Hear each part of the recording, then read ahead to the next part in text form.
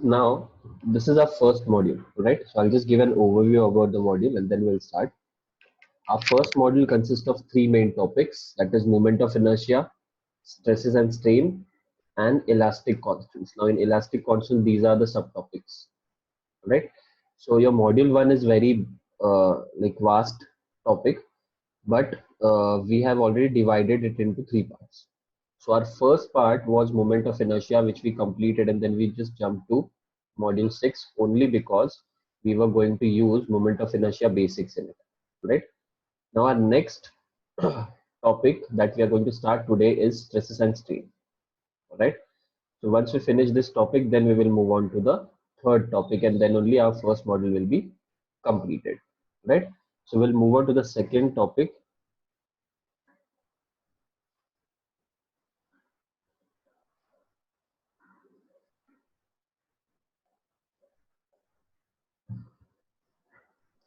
Okay.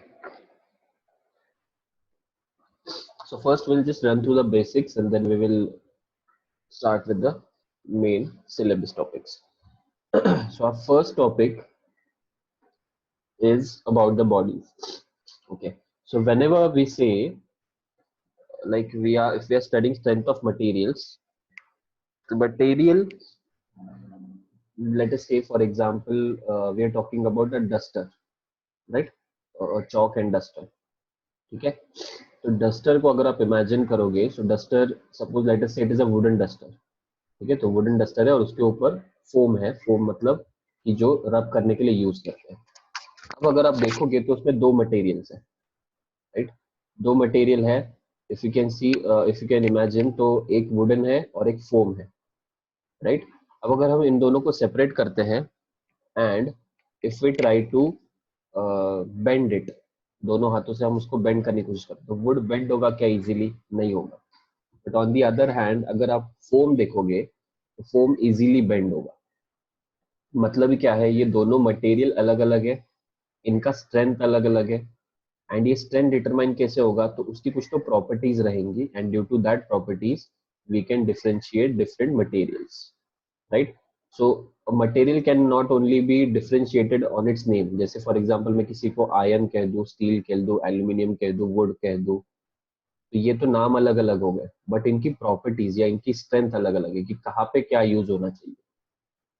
You get it? If for example let us say कि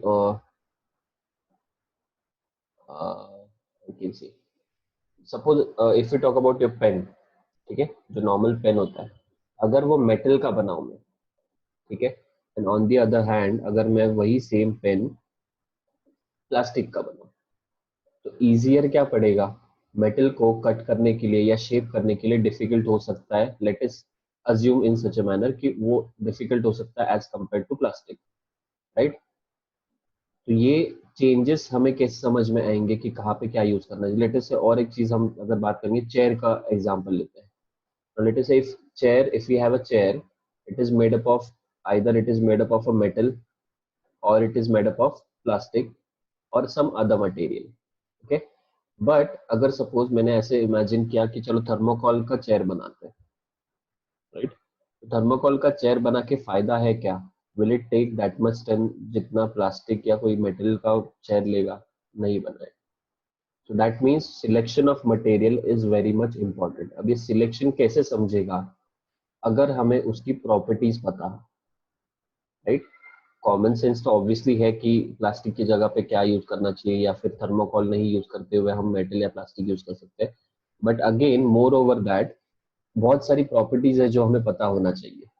अगर हमें वो प्रॉपर्टीज ही पता नहीं होंगी तो we can not use the appropriate material. Okay, alright. अब ये मटेरियल्स की हम बात कर रहे हैं, तो ये स्ट्रेंथ ऑफ मटेरियल जो टॉपिक है या पूरा ये सब्जेक्ट है, ये it deals with the same thing. It teaches you, or it will at the end of this entire syllabus will be able to justify या identify कि कौन सा प्रॉपर्टी किस चीज के लिए यूजफुल है या किस प्रॉपर्टी का मतलब क्या है. राइट? तो उसके वजह से जब जाके आप फोर्थ ईयर में जाओगे या थर्ड ईयर के सिक्स सेम में जाओगे, तो आपको एक मशीन डिजाइन करके एक टॉपिक है. तो ये मशीन डिजाइन में ये सब हम जितने भी टॉपिक आज पढ़े हैं, या सॉरी ये सेमेस्टर में पढ़ेंगे, ये तब जाके रिवाइज होंगे, क्योंकि तब आपको डिजाइन करना पड़ेगा। तो डिजाइन करने के लिए you will need the knowledge of basic knowledge of materials, right? So this is a very core subject and very interesting to learn. So we'll start with the first part, that is types of bodies. Now types of bodies, or bodies जो है, body मतलब कोई भी एक object, ये object जो है, this is divided into three main parts. Either the body will be elastic, it will be plastic, or it will be a rigid body. Now elastic body, obviously आपको elastic क्या होता है पता है? Elastic मतलब क्या है? Let us say for example a rubber, ठीक है? रबर इफ वी कंसिडर, अगर हम या स्प्रिंग ले लो, अगर हम स्प्रिंग को प्रेस करते हैं, स्प्रिंग को हम जब प्रेस करेंगे मतलब ये क्या कर रहे हैं, हम उसके ऊपर एक फोर्स लगा रहे हैं। फोर्स लगाने के बाद वो स्प्रिंग का शेप एंड साइज चेंज हो जाएगा, राइट? अब अगर वही आप फोर्स को हटा दोगे, मतलब आपका हाथ हटा दोगे, तो क्या हो जाएगा? स्प्रिंग वापस अपने ओरिजिनल शेप एंड साइज में आ जाएगा। So when a body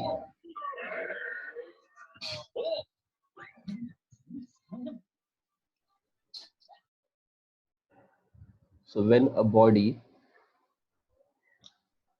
if it is change from its original shape and size, जैसे हम उसको अगर कंप्रेस करते हैं, मतलब अगर उसको हम पुल करते हैं या पुश करते हैं, दोनों भी चीज करते हैं, बट अगर वो फोर्स हटाने के बाद if we remove that force again, if it comes to its original shape and size, then that kind of body is called as an elastic body, okay? On the other hand we have a plastic body. तो plastic body का उल्टा होता है। Plastic body के ऊपर अगर आप force लगाओगे तो उसका shape and size obviously change होगा, बट वो शेप एंड साइज चेंज होने के बाद अगर आप वो फोर्स को हटा दोगे तो वो वापस अपना शेप एंड साइज रिगेन नहीं करेगा। लेट अस से फॉर एग्जांपल आप क्ले ले लो, क्ले को आप खींचते हो, राइट? क्ले को आप खींचोगे और छोड़ दोगे तो क्ले वापस अपने ओरिजिनल पोजीशन पे जाएगा क्या? नहीं जाएगा। It will remain in the state जहाँ पे खींचा हुआ है, उसी स्टेट में वो रहेगा। तो उसका जो चेंज हो जाएगा शेप एंड साइज, वो परमानेंट हो जाएगा। इलास्टिक के केस में क्या होता है, जो डिफॉर्मेशन होता है या change in shape and size होता है, दैट इज टेम्पररी। प्लास्टिक के केस में दैट इज परमानेंट, ठीक है? तो मैं एक बार डेफिनेशन एक बार दिखा आपको पढ़ के दिखाता हूँ। So a body which regains its original shape and size after removal of load, load मतलब force, is known as an elastic body. But अगर वही body if it does not regain its shape and size, original shape and size after removal of load, then that body is known as plastic body. तो mainly दो bodies है, elastic and plastic. अब तीसरी जो body है that is rigid body. अब rigid body का मतलब क्या होता है कि आप कितना भी फोर्स लगा लो, you apply lot of force or very less force, you apply any amount of force, तो फिर भी वो बॉडी अपना शेप एंड साइज चेंज नहीं करेगी। अगर ऐसा कोई है body, then that body is called as rigid body. So can you give me an example of rigid body? कैसा कौन सा बॉडी है कि जिसको आप फोर्स लगाओगे बट उसका शेप एंड साइज चेंज नहीं होगा? Yes, Diamond. okay, diamond is one example. Any other example?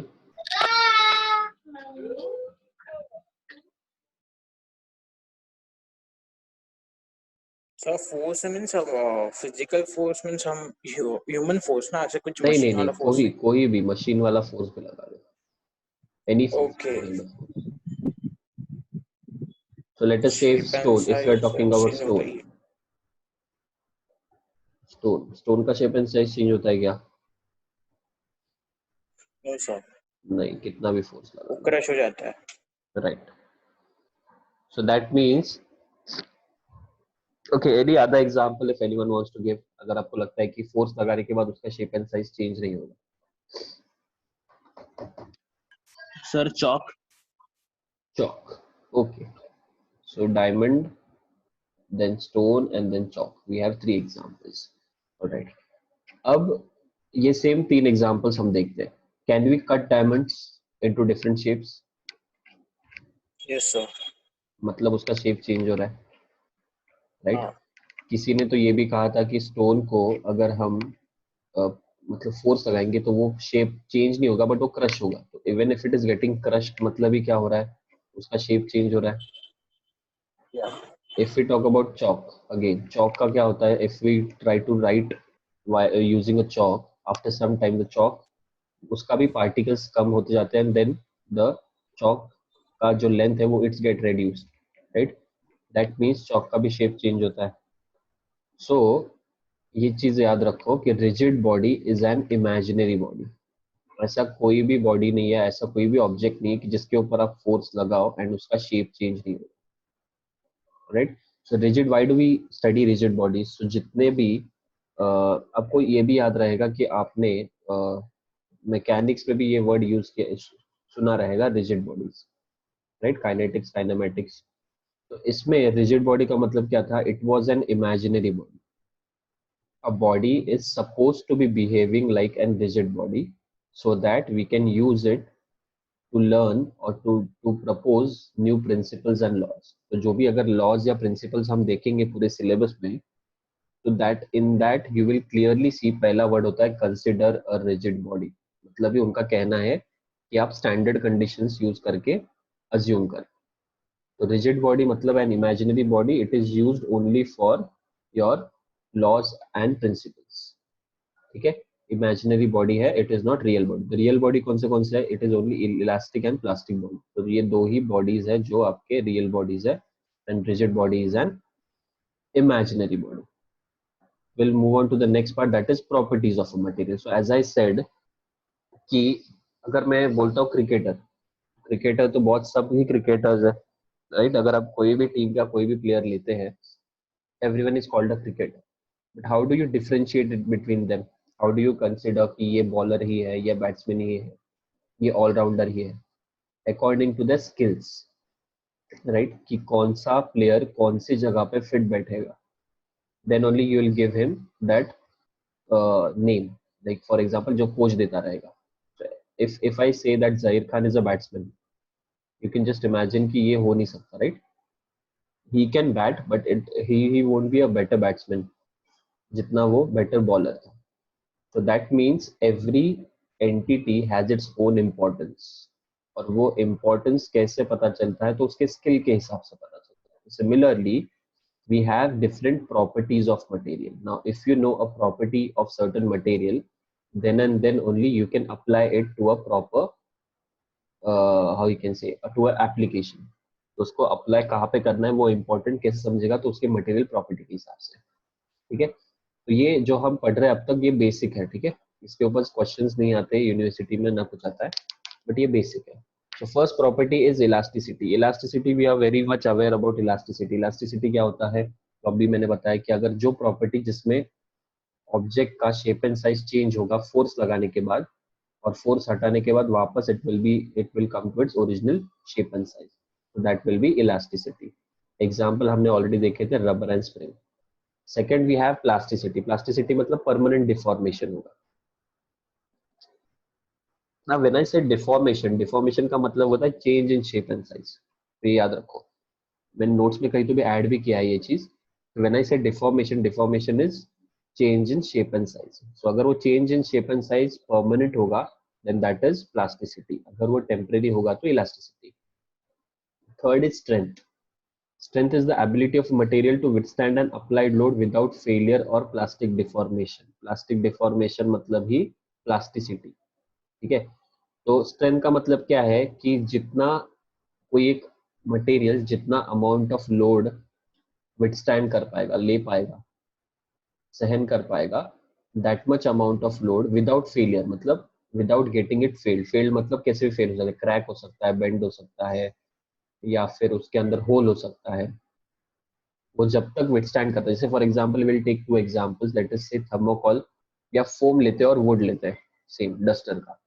तो फोम में अगर आप प्रेस करोगे फोम को और हाथ हटाओगे, तो अगर आपको दिखेगा कि थोड़े टाइम के लिए फोम थोड़ा सा हल्का सा दब गया है, राइट। इट में again come to its original shape, but for that temporary, for that certain instance वो दबा रहेगा, राइट, डिफॉर्म हुआ रहेगा।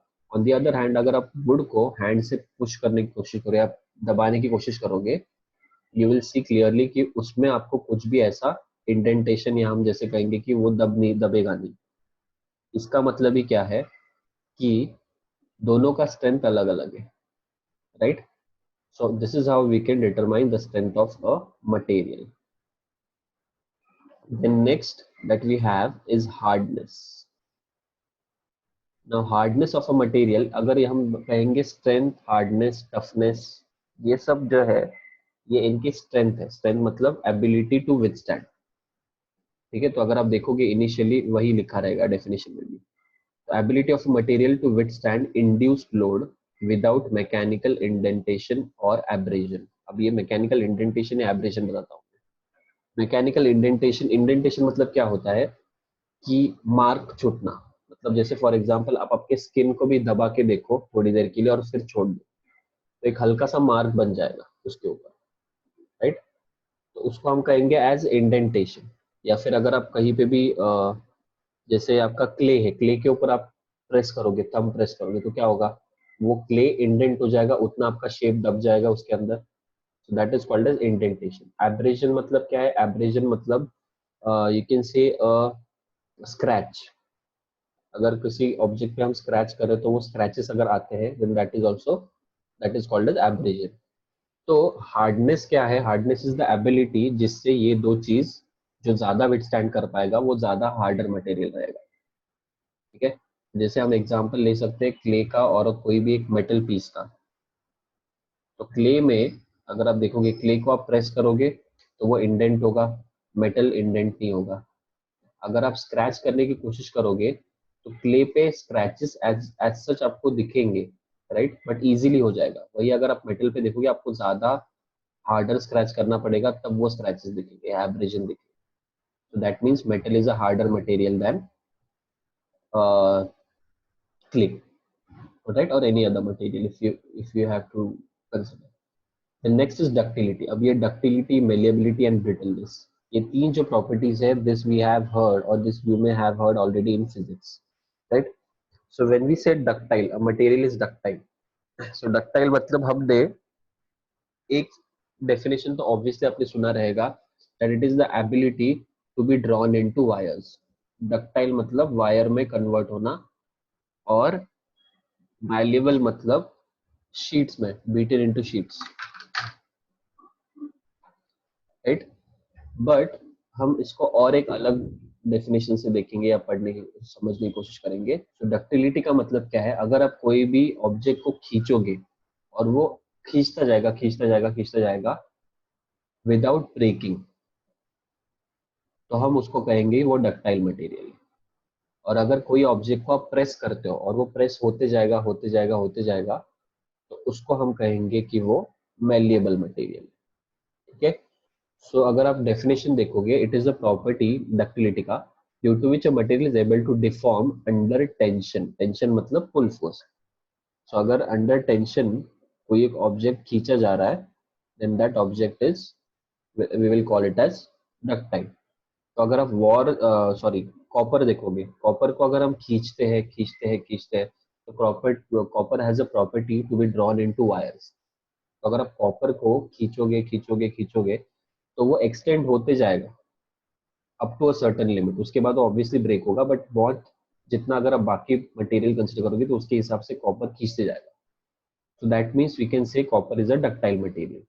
Same way you can say gold is also ductile material. अब अगर मैलिएबल देखोगे तो अगर कोई एक ऑब्जेक्ट है जिसको आप, जैसे एल्यूमिनियम है, एल्यूमिनियम को अगर आप प्रेस करते हो तो वो पतला होता जाएगा पतला होता जाएगा, तो इसलिए एल्यूमिनियम शीट्स बहुत आपको दिखेंगे. तो इफ एन ऑब्जेक्ट अगर उसको आप प्रेस करते हो और वो प्रेस होते जाता है तो हम उसको कहेंगे that is a malleable material. ठीक है, दोनों के एग्जांपल्स भी मैंने दे दिए. मेलिएबल के केस में एल्यूमिनियम और इसके केस में कॉपर, एंड डक्टाइल के केस में कॉपर एंड गोल्ड. नेक्स्ट है ब्रिटल मटेरियल. अब ब्रिटल मटेरियल भी डिफॉर्म होता है, बट ब्रिटल मटेरियल डिफॉर्म होने से पहले वार्निंग देता है, वार्निंग नहीं देता है.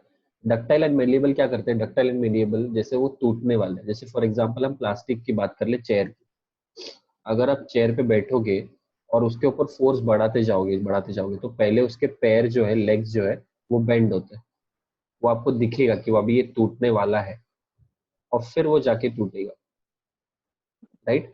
अगर आप कोई वुडन स्टिक को अगर आप बेंड करने की कोशिश करो वो भी एक सर्टेन लिमिट तक बेंड होगा, उसके बाद आपको दिखेगा कि वो टूटने वाला है, राइट।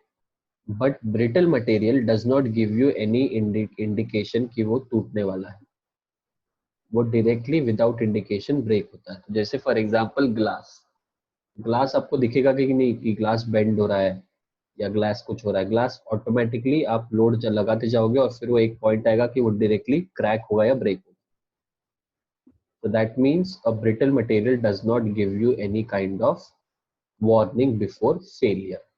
यही यहाँ पे दिया हुआ है, it is a property by virtue of which a material fails without prior warning. They absorb very little energy before fracture. तो हमने दो वर्ड यूज किए, देखो फ्रैक्चर एंड फेलियर, दोनों का भी मतलब सेम है। नेक्स्ट है stiffness. Now stiffness is usually seen in springs. Spring के एग्जांपल से आपको इजीली समझेगा। So, पहले स्टिफनेस का डेफिनेशन बता देता हूँ मैं, फिर मैं एग्जांपल बताता हूँ।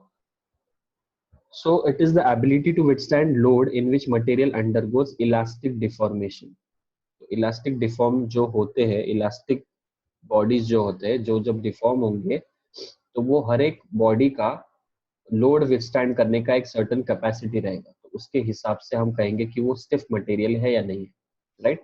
जनरली अगर आपने सुना रहेगा तो यूजुअली अगर हम कहते हैं कि स्टिफ बैठो, स्टिफ बैठो मतलब क्या है, अपराइट बैठो, ठीक है, या अगर सिंपल वर्ड्स में कहना चाहे तो सीधे खड़े रहो। सीधे खड़े रहो को मतलब ही हम क्या कहते हैं कि स्टिफ रहो, राइट। स्टिफ मतलब we can say more stronger.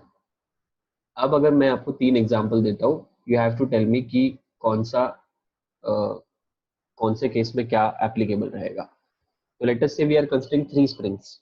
तीन स्प्रिंग का एग्जांपल देता हूँ मैं। पहला स्प्रिंग जो है दैट इज आपके पेन का, जॉटर पेन रहता है जिसमें आप बटन दबा के ऑन ऑफ कर सकते हो पेन को, तो वहां पे अंदर एक छोटी सी स्प्रिंग रहती है, अगर आपने देखी रहेगी। ये हो गया फर्स्ट एग्जांपल। सेकंड एग्जांपल है आपके बाइक के नीचे, यूजुअली आप जितने भी बाइक्स देखोगे आजकल, जितने भी यामाहा के बाइक्स है या होंडा के बाइक्स है, उसके नीचे एक स्प्रिंग रहता है मोटा सा, जो शॉक एब्जॉर्बर का काम करता है, राइट। येलो कलर का, ग्रीन कलर का, रेड कलर का, सस्पेंशन का काम करता है, राइट। वो भी एक स्प्रिंग है। और तीसरा, आपने अगर देखा रहेगा तो ट्रेन का ट्रैक जो रहता है, ट्रेन के ट्रैक में भी स्प्रिंग्स रहते हैं, या ट्रेन के व्हील में भी स्प्रिंग्स रहते हैं, ठीक है। ये तीन स्प्रिंग्स आपके सामने हैं, ठीक है। अब मुझे बताओ कि आप अगर हाथ से प्रेस कर पाओगे तो ऐसा कौन सा स्प्रिंग है जो इजीली प्रेस होगा हाथ से? पेन का। पेन का होगा इजीली, राइट। उसके बाद सर बाइक, उसके बाद बाइक का बाइक का होगा, सर। क्योंकि अगर आप सीट को भी प्रेस करने की कोशिश करोगे आपके बाइक की, तो वो सीट दबता है, मतलब ही कि वो इजी है प्रेस करने के लिए। और थर्ड जो है, जो काफी इम्पॉसिबल है हाथ से प्रेस करना, दैट इज ट्रैक का, ट्रेन ट्रैक का, राइट। बट अगर मैं कहूँ तो ये तीनों भी स्प्रिंग है, तो स्प्रिंग है तो ऑब्वियसली उसके ऊपर लोड लगने के बाद वो अपने पोजीशन पे आना तो चाहिए, बट लोड लगने के बाद वो स्प्रिंग जैसा ही बिहेव करना चाहिए। तो फिर तीनों का जो लोड लग रहा है वो ज्यादा अलग अलग क्यों है?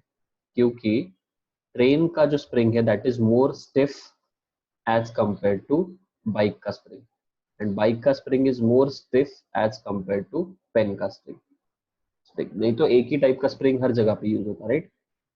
अगर आप अम्ब्रेला का स्प्रिंग भी देखोगे तो वो भी स्टिफर रहता है एज कंपेयर टू पेन का spring. So this clearly says कि स्टिफर मटेरियल मतलब क्या, कि इलास्टिक डिफॉर्मेशन जितना वो विथस्टैंड कर पाए उतना ज्यादा वो स्टिफर रहता है।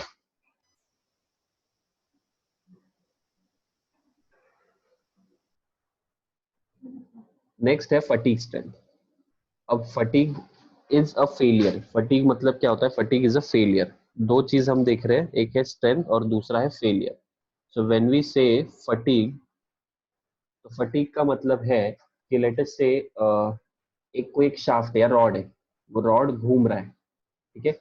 अगर आपको पता है कि एक्सेल होता है व्हील का, व्हील का एक्सेल मतलब आपको सिंपल टॉय, अगर आप टॉय कार कोई भी देखोगे तो वो टॉय कार में पीछे के जो दो टायर रहते हैं, जो व्हील रहते हैं, उनको कनेक्ट किया हुआ एक रॉड रहता है, राइट। सेम वे हमारे एक्चुअल ऑटोमोबाइल में, मतलब जहाँ पे कार्स है, बड़े बड़े कार्स, उनमें भी एक एक्सेल होता है, not in the same manner but axle होता है। एक्सेल क्या होता है वो एक्सप्लेन करने की कोशिश कर रहा हूँ। तो एक रेयर एक्सेल होता है, एक फ्रंट एक्सेल होता है। तो जो रेयर एक्सेल है वो एक्सेल कहाँ से कहाँ कनेक्ट होता है, वो एक्सेल कनेक्ट होता है, एक मिनट देना मुझे, I will just try to explain it using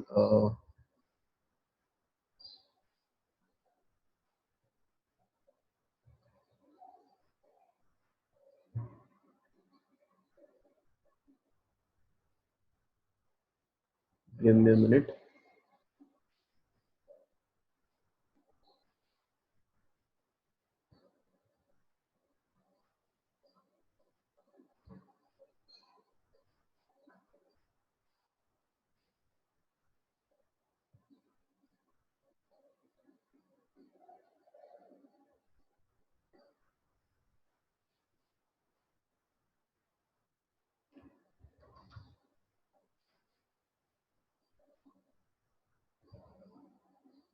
It's taking more time as expected.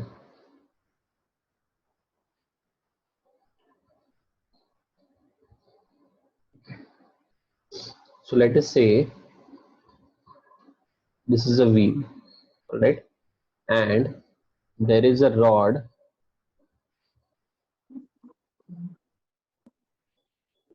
Okay, ये एक ऐसा रॉड है जो दूसरे व्हील को कनेक्ट करेगा, ठीक है। नाउ इफ यू सी, अगर ये गाड़ी चलता है तो गाड़ी जब चलेगा तो ये व्हील के ऊपर नीचे से और ऊपर से अलग अलग टाइप के लोड लगेंगे, एटलीस्ट नीचे से तो लगेंगे। जैसे फॉर एग्जांपल एक कोई खड्डा आ गया, राइट, खड्डा आ गया तो ये जो है व्हील, ये व्हील के ऊपर फोर्स आएगा, ये व्हील ऊपर जाएगा खड्डे की वजह से या नीचे जाएगा, राइट, एक ऊपर एक नीचे हो सकता है।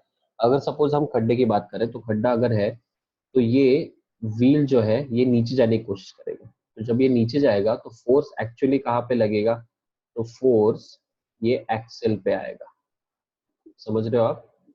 तो अगर ये फोर्स एक्सेल पे आएगा, अब आपको ये तो क्लियरली पता है कि एक्सेल एक जगह पे नहीं है ना, ये एक्सेल व्हील के साथ रोटेट हो रहा है, तो ये रोटेट होते होते भी इसके ऊपर नीचे से लोड आ रहा है। अब अगर सपोज कोई एक बम्प आ गया, बम्प मतलब स्पीड ब्रेकर आ गया, तो स्पीड ब्रेकर आएगा तभी भी इसके ऊपर लोड आएगा। अब मुझे बताओ जितना खड्डे के टाइम पे लोड रहेगा या खड्डे के टाइम पे जितना फोर्स रहेगा वो सेम फोर्स बम्प के वक्त या स्पीड ब्रेकर के टाइम रहेगा क्या, नहीं, it may be different, right. And every how you can say every, हर एक खड्डा ये सेम डेप्थ का रहेगा क्या, कोई बड़ा रहेगा कोई छोटा रहेगा, अनइवननेस अलग अलग हो सकती है। मतलब जब ये शाफ्ट घूम रहा है, जब ये रोटेट हो रहा है, तब जो फोर्स इसके ऊपर लग रहा है वो सेम लगेगा क्या, हमेशा नहीं, वो अलग अलग लगता रहेगा। सो दैट मीन्स कि अगर फोर्स अलग अलग लग रहा है मतलब इसका रोटेटिंग के टाइम पे जो शाफ्ट पे या रॉड पे फोर्स लग रहा है वो अलग अलग है। So we call such type of loads as fluctuating loads. और ये फ्लक्चुएटिंग लोड की वजह से कभी कभी ऐसे होता है कि अगर बहुत बड़े खड्डे में जोर से आपका कार अगर गिरता है तो उसके वजह से एक्सेल पे लोड आता है, और ये एक्सेल जो अगर आप देखोगे ये एक्सेल ब्रेक हो जाता है कहीं से बीच में से, नॉट स्पेसिफिकली कि कहाँ से हो, बट ये एक्सेल ऐसे ब्रेक हो जाएगा कहीं से। तो ये एक्सेल ब्रेक होना ही मतलब क्या है कि ये एक्सेल फेल हो गया, it may be of any material but axle fail हो गया। अब ये एक्सेल फेल हो गया मतलब ही क्या है, इसमें कुछ तो फेलियर हुआ, बट ये फेलियर किसके वजह से हुआ, due to these fluctuating load. So such failure due to fluctuating loads is called as fatigue. और जिस ये फटीग को अवॉइड करने के लिए जितनी स्ट्रेंथ लगेगी that is called as fatigue strength, ठीक है। सिमिलर वे में मैं इसका डेफिनेशन पढ़ लेता हूँ। So it is the highest stress that a material can withstand for a given number of cycles without breaking. तो अगर आप देखोगे फटीग स्ट्रेंथ हम देते हैं नंबर ऑफ साइकिल्स के हिसाब से। साइकिल्स मतलब क्या है, एक रोटेशन होने के बाद उसको हम एक साइकिल बोलते हैं। तो वैसे सिंपल वर्ड्स में अगर हम डिफाइन करें तो it is the ability to withstand fluctuating load. ये सिंपल, बहुत सिंपल डेफिनेशन है, यही याद रखना कि फ्लक्चुएटिंग लोड्स के लिए, फ्लक्चुएटिंग लोड की वजह से अगर कुछ फेलियर होता है तो उसको हम फटीग कहते हैं। अगर उसको विथस्टैंड करने के लिए स्ट्रेंथ चाहिए तो उसको हम फटीग स्ट्रेंथ कहते हैं, ठीक है। नेक्स्ट है क्रीप। अब क्रीप बेसिकली एग्जाम्पल देना जाए तो अपने बिल्डिंग के स्ट्रक्चर्स देखे रहेंगे आप। बिल्डिंग है, आप कोई बिल्डिंग में रह रहे हो, तो जैसे आपका बिल्डिंग पुराना होते जाता है, अगर आप देखोगे बिल्डिंग में क्रैक्स आने लगते हैं, राइट। बिल्डिंग में क्रैक्स आने लगता है। अगर मोस्टली आप देखोगे नीचे के पिलर्स, जो आपके पार्किंग के पिलर्स रहते हैं, उसमें क्रैक आते हैं। Now, after a certain amount of years, like for example, let's say 10 years, 15 years, if you see some older buildings अगर आप देखोगे, जितने भी सड़कों के पुराने बिल्डिंग्स अगर आप देखोगे, उसमें बहुत सारे क्रैक्स गए हैं। या कोई भी स्ट्रक्चर देख लो जो पुराना है, उसमें क्रैक्स गए रहते हैं, राइट। अब अगर आपको पता रहेगा, कुछ कुछ जो स्ट्रक्चर्स हैं, जैसे कुछ कुछ बिल्डिंग्स है, गुजरात में भी एक बिल्डिंग का बीच में हुआ था, एक न्यूज आया था कि वो बिल्डिंग गिर गई थी नीचे, राइट। तो अगर आप देखोगे कोई भी बिल्डिंग जब गिरती है तो वो स्ट्रेट नीचे नहीं गिरती, वो बेंड होके गिरती है। मतलब एक साइड पे टिल्ट होगी, एक साइड पे जाएगी और फिर गिरेगी, एक डायरेक्ट नीचे नहीं आएगी। तो ये क्यों होता है? क्योंकि ओवर द ईयर्स ये जो डिफॉर्मेशन है, मतलब जो स्ट्रक्चर है उसमें डिफॉर्मेशन जो हो रहा है, वो शेप एंड साइज जो चेंज हो रहा है, वो ग्रेजुअल हो रहा है, मतलब धीरे धीरे ओवर द ईयर्स। तो जो ग्रेजुअल क्या कहते हैं डिफॉर्मेशन होता है ड्यू टू परमानेंट लोड, उसे हम कहते हैं क्रीप। सिंपल एग्जांपल देता हूँ और एक आपको। आपने जनरली देखा रहेगा बचपन में आप स्ट्रेट चलते हैं, स्ट्रेट भागते हैं। जैसे आपका एज बढ़ते जाता है, एक सर्टेन पॉइंट आता है, बहुत लोगों को देखा रहेगा ओल्ड एज में वो बेंड हो जाते हैं, राइट। मतलब क्या है, वो पहले से ही वैसे चलते थे क्या? नहीं, ओवर द ईयर्स उनमें कुछ तो डिफॉर्मेशन ग्रेजुअली आते गया एंड फाइनली एक पॉइंट आया कि वो कंप्लीटली बेंड हो गया। वैसे स्ट्रक्चर्स के इस बारे में सोचो। स्ट्रक्चर इनिशियली बिल्डिंग नया बना है तो उसमें कोई भी क्रैक नहीं दिखेगा, आपको कुछ नहीं दिखेगा। धीरे धीरे ओवर द ईयर जैसे वो बिल्डिंग पुरानी होते जाएगी, उसमें आपको क्रैक्स दिखेंगे। फिर अगर आपको पता रहेगा कि कोई भी एक बिल्डिंग का एक सर्टेन एक्सपायरी रहता है, उसके बाद वो रिनोवेट होता है। अगर वो रिनोवेट नहीं किया गया तो फिर वो बिल्डिंग डिक्लेयर की जाती है कि ये बिल्डिंग रहने के लिए डेंजरस है and then you have to move on, right.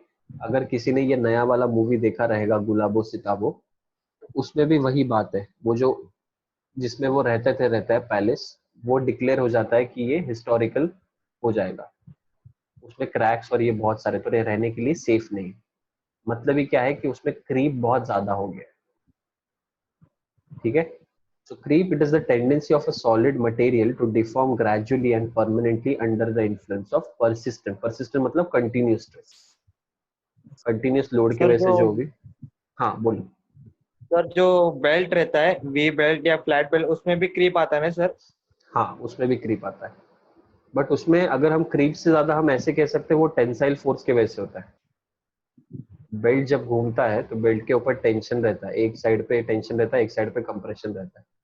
वो आप जब कन्वेयर बेल्ट्स पढ़ोगे तो आपको समझ में आएगा, बट वो क्रीप नहीं कह सकते, वो टेंसाइल फोर्स की वजह से लोड आता है। मतलब क्रैक आना इज नॉट क्रीप, क्रैक आना is not creep, over the years जो होता है that is called as creep, ठीक है। अब वो डिपेंड करता है कि वो क्रीप किसके वजह से हो। अगर आप कहोगे कि वो बेल्ट का लाइफ खत्म होने के बाद भी यूज हुआ और फिर वो फेल हुआ तो वो क्रीप हो गया।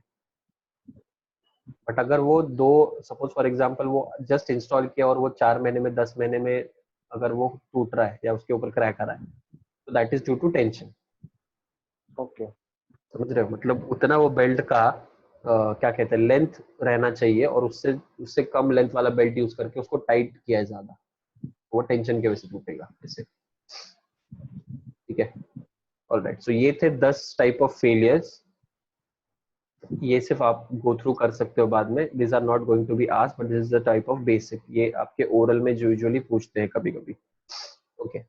So let's move on to our main topic, that is stresses and strain.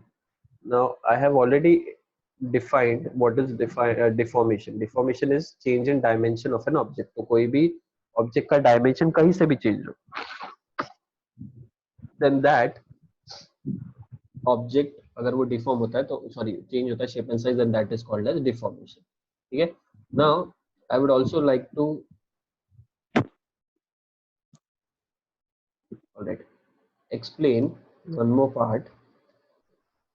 Let us say this is an object. ठीक है. एक कोई तो एक ऐसा फ्लैट पीस है.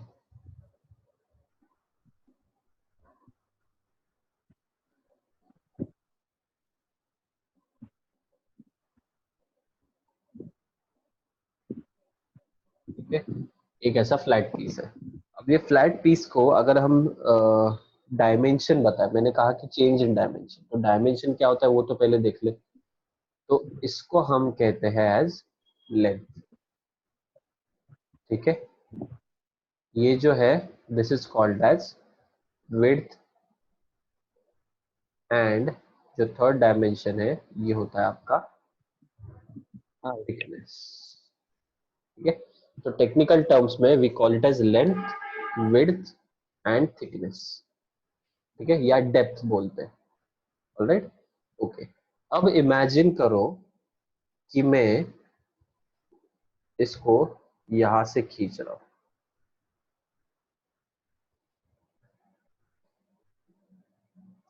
तो मुझे बताओ कौन सा डायमेंशन डिफॉर्म होगा. डिफॉर्म का मतलब क्या कहा मैंने, change in dimension, right.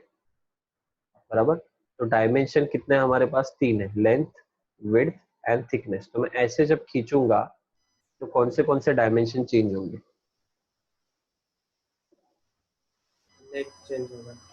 Sir length change होगा. लेंथ चेंज होगा. बाकी दो डायमेंशन कांस्टेंट रहेंगे सर. श्योर. अच्छा. अच्छा. हाइट भी चेंज होगा. Sir length and thickness change होगा. थिकनेस चेंज होगा. हाँ थिकनेस चेंज होगा सर. राइट. तो एक समझ लो कि अगर मैं एक डायमेंशन चेंज करता हूँ तो बाकी दोनों डायमेंशन भी चेंज होते हैं. समझ रहे हो. उसका लेंथ बढ़ेगा मतलब क्या होगा कि वो यहाँ से कम हो जाएगा, मतलब उसका विड्थ छोटा हो जाएगा और थिकनेस भी पतला हो जाएगा. समझ रहे हो.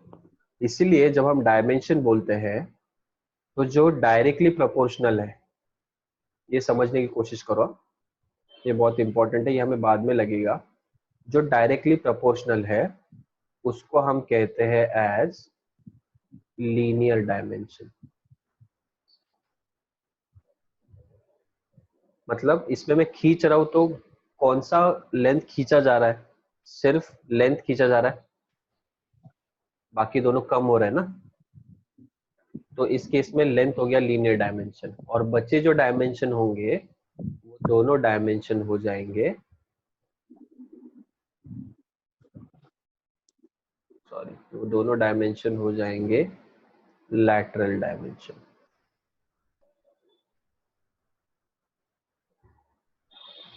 ये बहुत इंपॉर्टेंट है समझना, क्योंकि बाद में जाके इसके ऊपर सम्स भी है. ये बेसिक अगर समझ में नहीं आया तो बाद में डिफिकल्टी हो सकती है. तो इस केस में मैं खींच रहा हूं, जो डायमेंशन खींचा जा रहा है खींचने के साथ, तो वो हो जाएगा लीनियर. मतलब इसको मैं डायरेक्ट डायमेंशन बोलता हूँ. डायरेक्ट क्यों, क्योंकि ये डायरेक्ट प्रपोर्शन है, खींच रहा है तो ये भी खींचा जा रहा है, तो इसलिए लेंथ डायरेक्ट हो गया, लीनियर हो गया, बचे दो लैटरल हो गए. बट जरूरी नहीं कि हमेशा बी और टी लैटरल होंगे. ठीक है. अगर मैं और एक एग्जांपल लूं, सपोज ये एक और एग्जांपल है.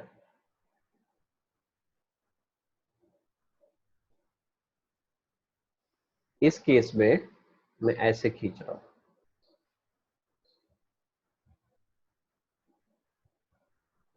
ठीक है. ये आपका B है, ये T है, और ये L है. अब मुझे बताओ जब मैं खींच रहा हूं तो कौन सा डायमेंशन खींचा जा रहा है, डायरेक्ट कौन सा है प्रोपोर्शन में, B, बी. राइट. तो इसका मतलब B हो गया लीनियर डायमेंशन, बचे दोनों हो गए लैटरल डायमेंशन. समझ रहे हो डिफरेंस. अगर मैं इसको ऐसे खींचूंगा, अब या खींचूंगा नहीं, चलो मैं प्रेस करूंगा ऐसे और ऐसे,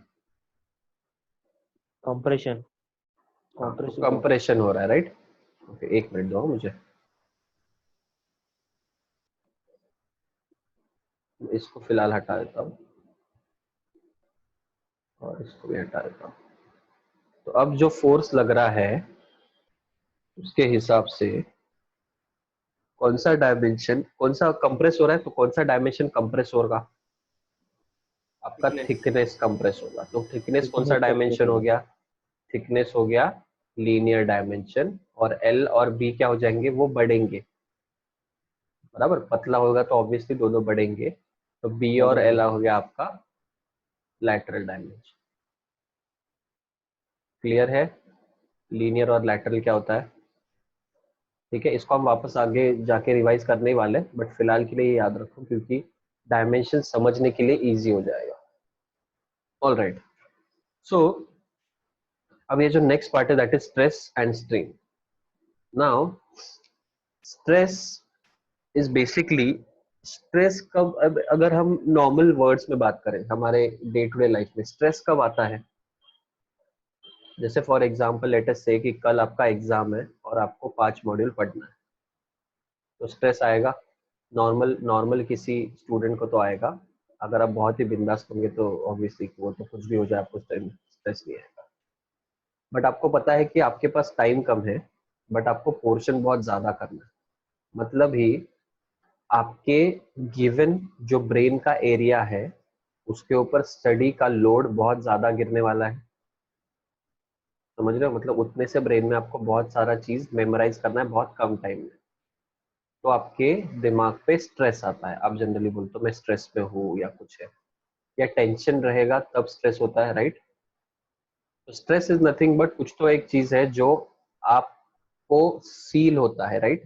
तो कोई भी मटेरियल पे भी जब स्ट्रेस आता है तो उसका मतलब क्या है कि सपोज, ये मैं क्यों एग्जांपल दे रहा हूँ, लेट अस सपोज ये डायग्राम आप देख रहे हो, ये डायग्राम में ये जो ऑब्जेक्ट है इसके ऊपर मैं फोर्स लगा रहा हूँ, राइट। ये जो पी फोर्स लगा रहा हूँ राइट में आपको दिख रहा है वो।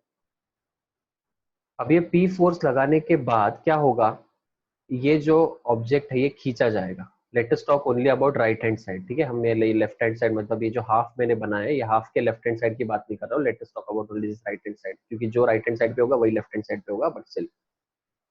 तो जब ये पी को मैं राइट हैंड साइड में खींच रहा हूँ तो ये ऑब्जेक्ट स्ट्रेस खींचा जनरेट जाएगा, होगा। राइट। ये खींचा जाएगा, शेप चेंज होगा, राइट। तो ये मैं कह सकता हूँ कि इसकी लेंथ जो है ये बढ़ते जाएगी, एक्सटेंड होते जाएगा।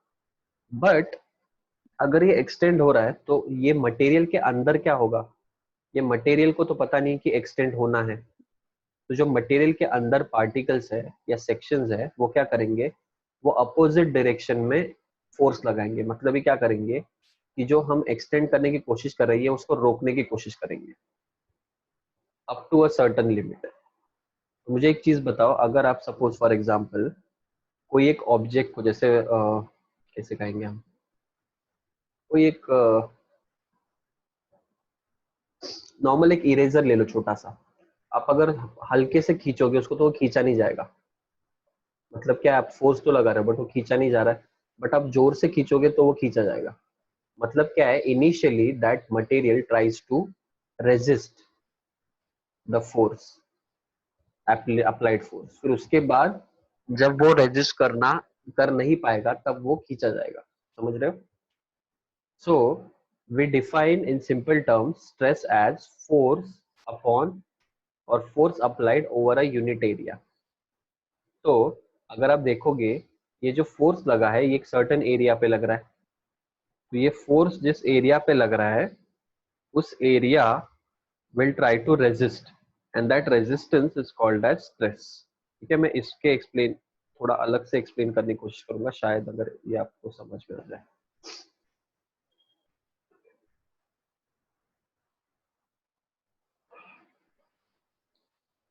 ठीक है, सो लेट अस से कि ऐसा ही एक ऑब्जेक्ट है,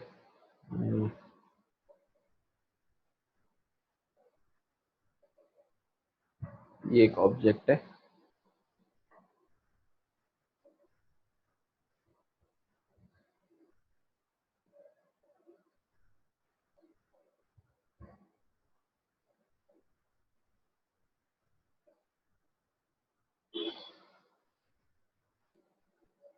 ठीक है। ट्राई टू अंडरस्टैंड कि एक ऑब्जेक्ट है ये ऐसा, अब ये ऑब्जेक्ट के ऊपर मैं फोर्स लगा रहा हूँ यहां से। अब ये फोर्स लगाने के बाद इसको एक आप ब्रेड का जो ब्रेड का पैकेट रहता है वैसे कंसिडर करो। इसके अंदर छोटे छोटे स्लाइसेस है, राइट। वैसे ही एक सेक्शन है यहाँ पे, ये एक सेक्शन है, ठीक है, जो कुछ ऐसा है, राइट। अब ये जो सेक्शन है, आपको समझ रहा है क्या? देखो, या ज्यादा कंफ्यूज हो रहा है तो मुझे बताओ वैसे। Let me first draw, then I will try to explain.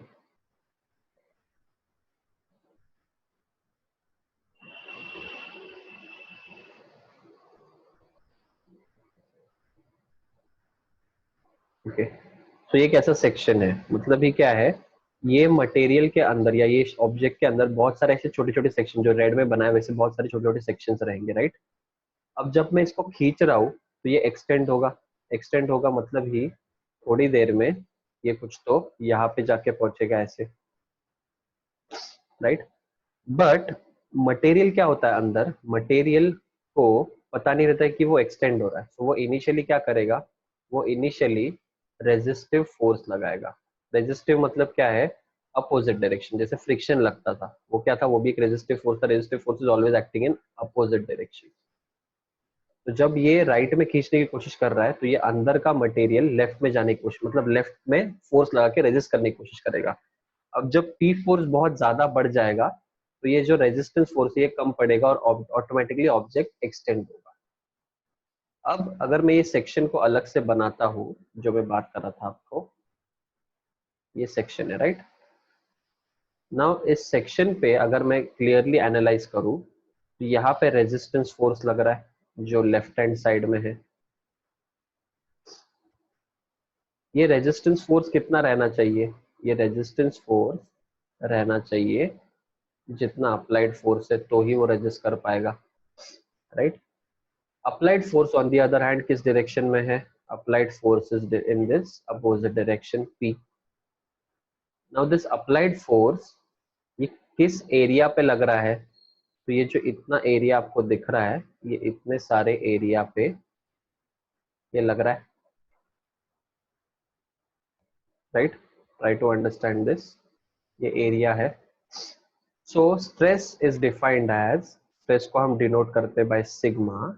It is defined as resistive force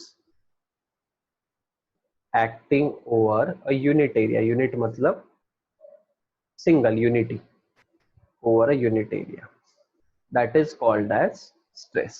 but याद रखो कि stress is equal to force upon area, मतलब ये वाला force नहीं, right hand side black वाला force नहीं, actually it is resistive force acting over area, तब स्ट्रेस डेवलप होगा। अगर आप रेजिस्ट ही नहीं करोगे तो स्ट्रेस कैसे डेवलप होगा, मतलब आपके ऊपर पढ़ाई का लोड है बट आप अगर वो लोड ले ही नहीं रहे हो, अगर आप पढ़ोगे ही नहीं तो आपको स्ट्रेस कैसे आएगा, समझ रहे हो। अगर आप लोड लोगे तो स्ट्रेस आएगा ना। That means if you try to resist then only there will be stress, if you do not resist there won't be any stress. Clear है? तो हमेशा याद रखो, ये मैं क्ल्यू इतना ज्यादा उसके ऊपर स्ट्रेस डाल के या ज्यादा उसके ऊपर स्ट्रेस डाल के बात कर रहा हूँ, इसीलिए क्योंकि स्ट्रेस और आगे जाके फोर्थ सेम में आपको एक प्रेशर करके टर्म है, उसका भी फॉर्मूला सेम है बट दोनों का मीनिंग बहुत अलग है। Stress is resistive force acting over a unit area, alright. So let us come back to our topic. So stress is equal to force upon area, but ये force कौन सा है, it is the resistive force acting per unit area, per मतलब divide by a area, और unit area मतलब क्या है, 1 metre square, ठीक है।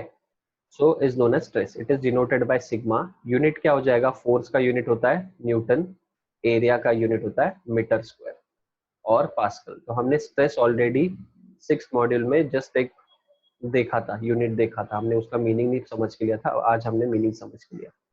तो इट इज न्यूटन पर मीटर स्क्वायर और पास्कल।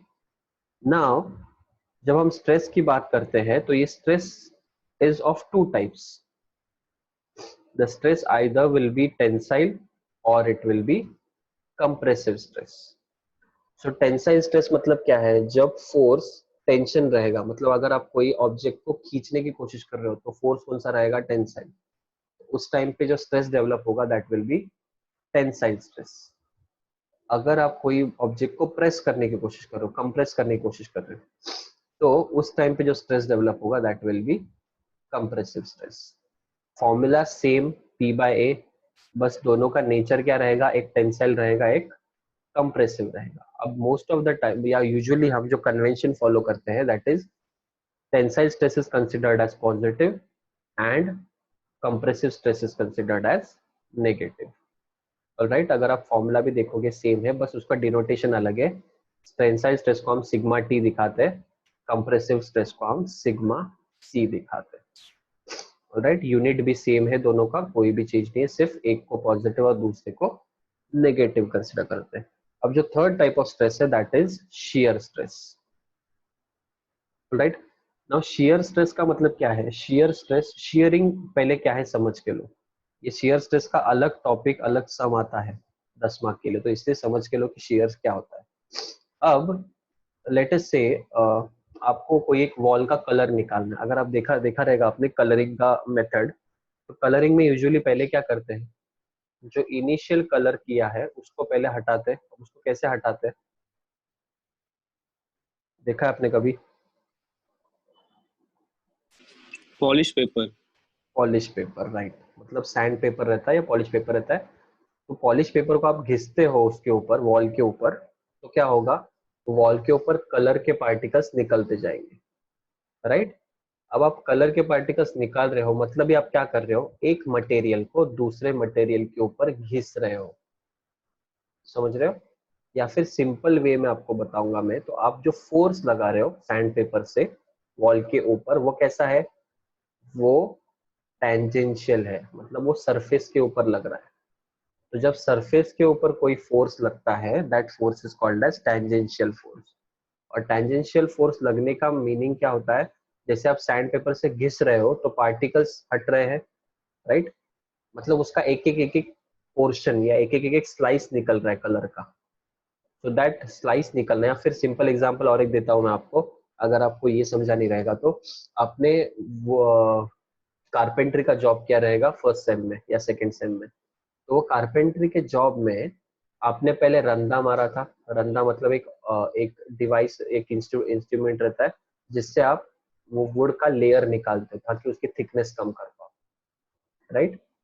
तो वो जो रंदा आपने मारा था, वो रंदे में क्या होता है एक्चुअली, आपका जो फोर्स लगता है वो सरफेस के ऊपर लगता है, और वो सरफेस के ऊपर लगने के बाद वो वुड का वुड का एक एक लेयर बाहर निकलता है. मतलब ये क्या हो रहा है, इट इज गेटिंग शियर्ड, तो इसको हम शियरिंग कहते हैं. पील ऑफ होना मतलब ही शियरिंग है, राइट. और जो फोर्स लगता है that is called as shear force, और जो स्ट्रेस लगेगा corresponding that will be shear stress. Now I will also try to explain you with help of a diagram. Now let us say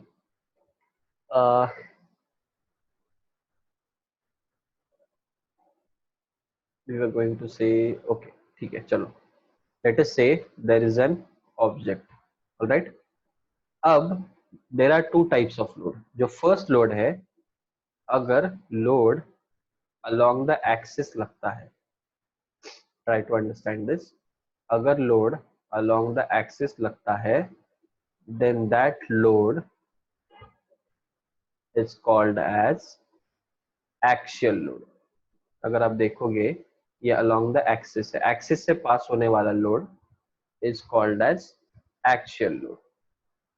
तो अगर हम देखेंगे tensile force या compressive force, ये दोनों भी क्या है, these are axial forces. मतलब ही टेंसाइल स्ट्रेस या compressive stress, these both the stresses are axial stresses. And there are another type of force जो tangential लगते हैं, मतलब ऐसे.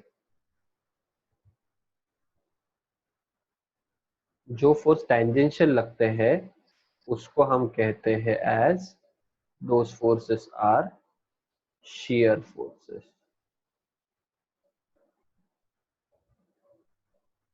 ठीक है.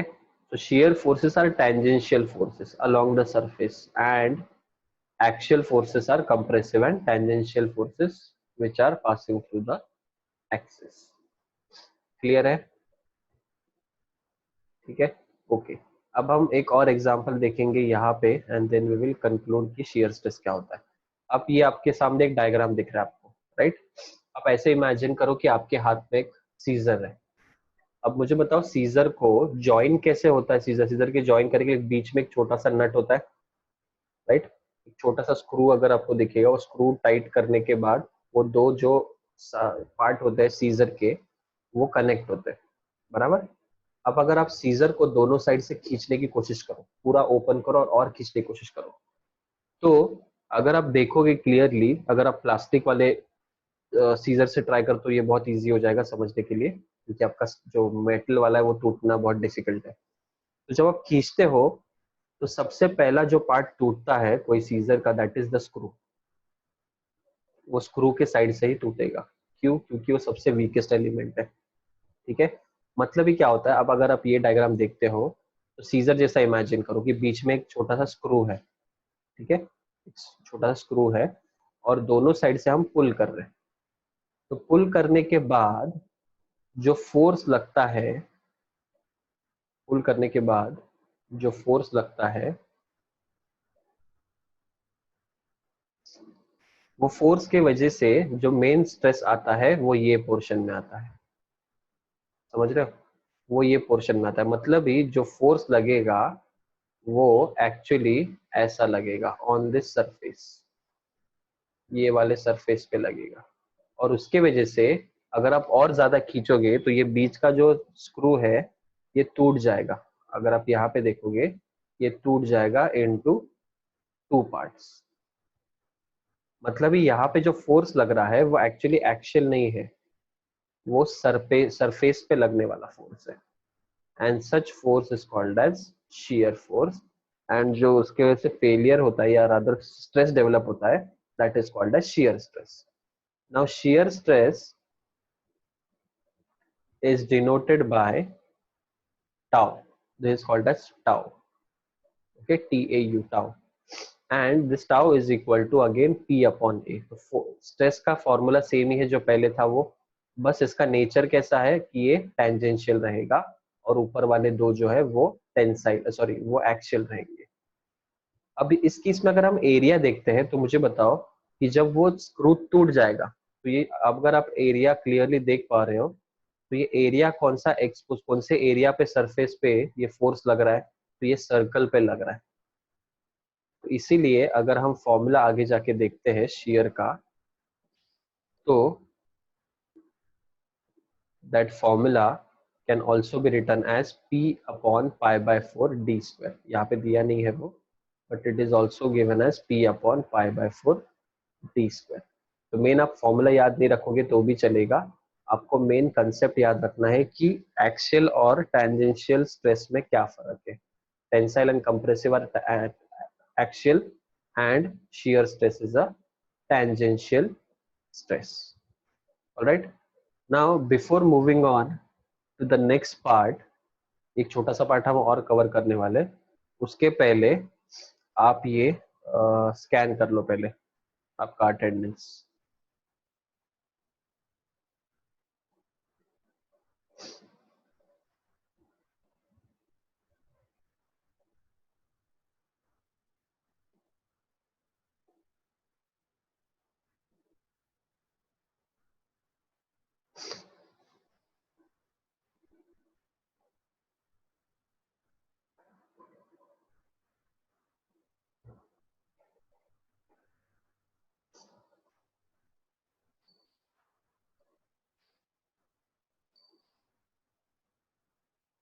Okay, I'll give you 2 minutes, इसमें आप स्कैन कर लो.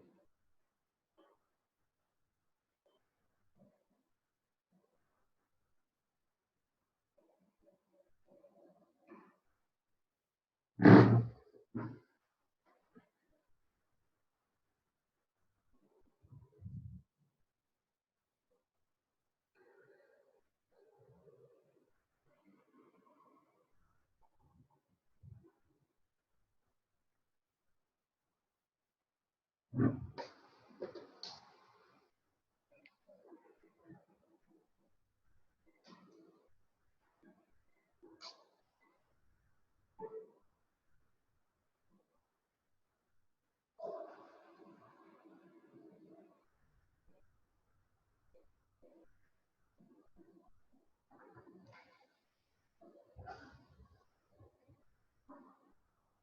do we have Amay today? Amay Patil.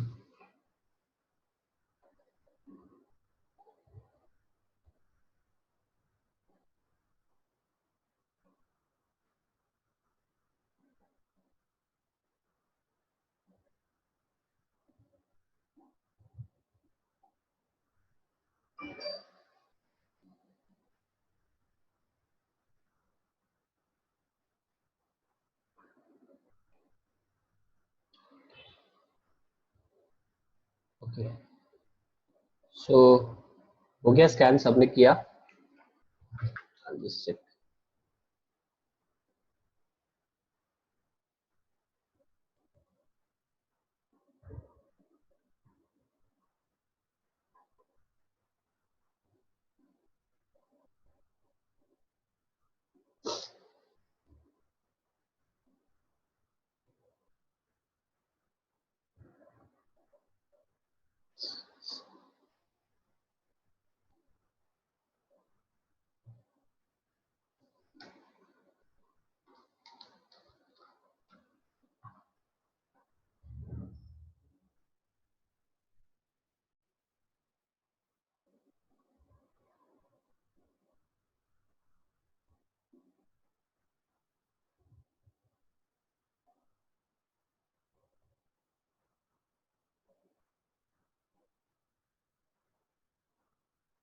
Okay, I hope सबने शेयर 23 रिस्पॉन्स आए हैं और पार्टिसिपेंट्स मुझे दिख रहे हैं 20 अब कम हो गए हैं, 26 थे, 25 थे, अब 24 हो गए. Who has left? Remember at the end of the session also I take a screenshot. तो उसमें अगर कुछ चेंजेस रहेंगे तो मैं उतना अटेंडेंस कैंसिल कर देता हूँ. इसका मतलब नहीं कि आपने अटेंडेंस दे दिया मतलब आप जा सकते हो. Alright. So this is a small topic. I'll just cover completely quickly and then we will end the session. Alright. Okay. So let us talk about strain now. Strain is basically strain का मतलब क्या है? Strain is change in dimension upon original dimension. तो जब भी अगर हम force apply कर रहे हैं कोई भी ऑब्जेक्ट पे, एक तो वो एक्सटेंड होगा या फिर उसका लेंथ कम या उसका डायमेंशन कम होगा. तो अगर वो चेंज बढ़ रहा है या कम हो रहा है मतलब there is some change in dimension. So when we take a ratio of change in dimension to original dimension, then that is called as strain. Strain is denoted by small e, and in this case we will consider dimension as length, so it will be delta L by L. All right. So this is also called as linear strain. Strain is also called as linear strain.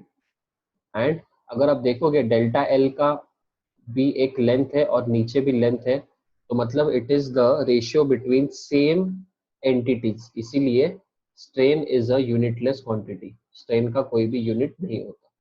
Okay. Similarly, there are three types of strains. First, we have tensile strain, then we have compressive, and then we have shear strain. अब tensile strain मतलब क्या है? अगर tensile force लगता है तो body extend होगी. तो जो चेंज इन लेंथ हो रहा है delta L upon original length अगर हम करते हैं, then that strain is called as tensile strain. It is considered as positive. And same way, if the force is compression, then the body or the length of the object, it gets reduced. So in that case, change in dimension upon original dimension is compressive strain and it is considered as negative. तो याद रखो कि tensile strain का effect क्या होगा? तो body का length extend होगा.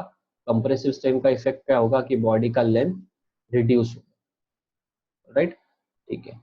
जो चेंज इन लेंथ हम बात कर रहे हैं डेल्टा एल, इस केस में वो एक्सटेंशन की है और कंप्रेशन में वो रिडक्शन की है. Last is shear strain. Shear strain का भी मतलब वही है, change in dimension upon original dimension, but यहाँ पे जो फोर्स लगेगा that will B that will be tangential force. If you can see here, this force applied is tangential. तो एक फ्रेम है जिसको हमने नीचे फिक्स किया हुआ है, अगर आप देखते हो ये P लिखा हुआ है, ये टेंजेंशियल फोर्स है। ये टेंजेंशियल फोर्स के वजह से ये जो फ्रेम है ये राइट में डिस्प्लेस होती है, तो डिस्प्लेस होने की वजह से ये जो एंगल ट्रेस होता है यहाँ पे दैट इज फाई, और जो लेंथ उसने ट्रैवल किया है दैट इज dl। ओके, अगर आपको दिख रहा है ये सेम ट्रायंगल यहाँ पे भी ट्रेस हुआ। तो अगर आप देखोगे इस केस में चेंज इन डायमेंशन कितना हुआ dl से, और ओरिजिनल डायमेंशन कितना था l, या अगर आप यहाँ पे भी देखोगे तो l, तो यहाँ पे शेयर स्ट्रेन क्या हो जाएगा अगेन dl/l, मतलब फॉर्मूला सेम ही है। बट अगर आप देखोगे ये अगर ट्रायंगल आप देखते हो a d, इस केस में अगर मैं tan phi निकालता हूँ, tan phi क्या होता है अपोजिट अपॉन एडजेसेंट, तो tan phi will be equal to dl/l, मतलब ही स्ट्रेन को हम डिनोट कर सकते हैं as phi। Now since this angle is very small we consider it as only phi। आपका जो shear strain का फॉर्मूला है that will be again same but it is denoted by phi, so phi is equal to dl/l। shear strain जो रहेगा sorry shear stress tau, shear strain phi, tensile strain et and ec, right, तीनों का भी कोई भी unit नहीं।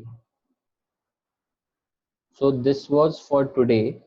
आगे वाला जो भी पार्ट है हम ये नेक्स्ट जब भी हमारा लेक्चर रहेगा तब हम करेंगे।